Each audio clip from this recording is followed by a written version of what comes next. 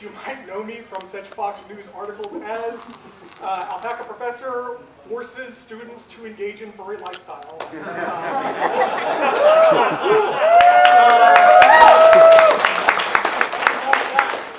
Doing the Lord's work at a Catholic college, which is fun.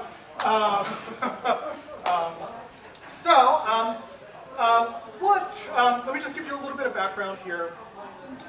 So I teach every 2 years a course called Beast Literature, which is about talking animals in ancient Mediterranean cultures, in medieval European reception, and then in modern cultures. What we're going to talk about today is bits and pieces of that kind of material, of other research that I do. When I teach about foxtails in my course, I have 16 weeks.